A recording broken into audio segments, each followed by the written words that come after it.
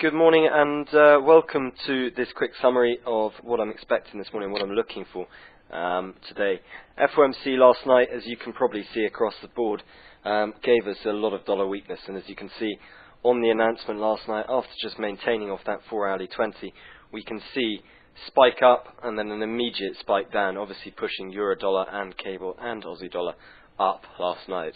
However, first thing this morning, you can see why I'm not really prepared to trade at this moment in time, because I believe that dollar index is going to make a move back up towards this 77.35 level before we can start looking for short plays on, and if I just mark that zone in, short plays on the dollar. Now, this doesn't mean I'm going to be trading anything exciting, but I do have the potential when I go across the board to euro dollar and Aussie dollar for potential trades. Now, this is all I'm looking for. Pull back up to 77.30. Once I get up there, I'll be looking for short plays to play down to 76.90. Now, once we get down to 76.90, I'm not really looking for any further from the dollar. I don't want to try and predict her moving further down, but at the same time, I don't want to try and predict her bouncing off that level. So that's why that is where I will be targeting on any short dollar plays. So I want to see a pull back up to 77.30 this morning.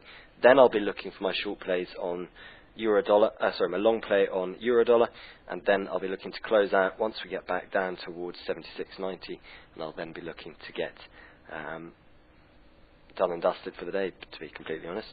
Anyway, move across from dollar index, and you will see exactly what I'm seeing. You can obviously see that we have this previous move here from the 11th of October, so basically yesterday morning, Monday morning, right through to yesterday afternoon. That big squeeze down and then the slow recovery up. Now, as you can see, we never did break our 37.70 level, the level that I said was key for support in this market, and if she broke, we'd see a longer term reversal down. However, we have instead seen a break of that weekly pivot and a continuation play back up. So, with this major silver cross now in, we need to be looking for long plays. So, I am concerned about these highs, the resistance above us from the previous support, which will now act as resistance, the resistance coming down from the previous two highs, but I'm going to take the first play on with the dollar. Once we got back up to this level, I'll close out and I'll run away for the hills. So, looking at the play that I want to see, it is very definitely a pullback from here to 139.16. Why 139.16? Well, not only is it the hourly 20, but it's also the 61.8 Fibonacci from the previous move. So I guess there's going to be a lot of support there, and I'll be looking to put stop somewhere behind the 38.2.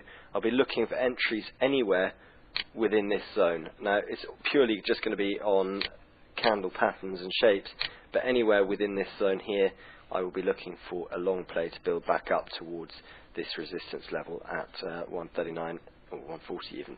So that's what I want to see this morning. I want to see a decent pullback in towards this and then be able to get long coming into later this morning.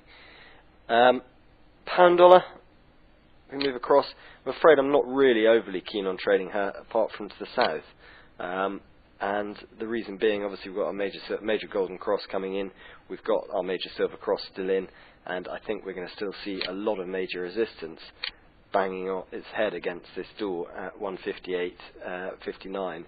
And for that reason, the only thing that would allow me to trade this short this morning would be a baby silver cross back down to the south. Other than that, if dollar index suddenly decided to pump up and push through, if dollar index pushed through 77.35 and started making new highs, then yeah, pound dollar could well be the one to get short of, and that would be the level just to keep your eyes on. See if the dollar does remain fairly strong.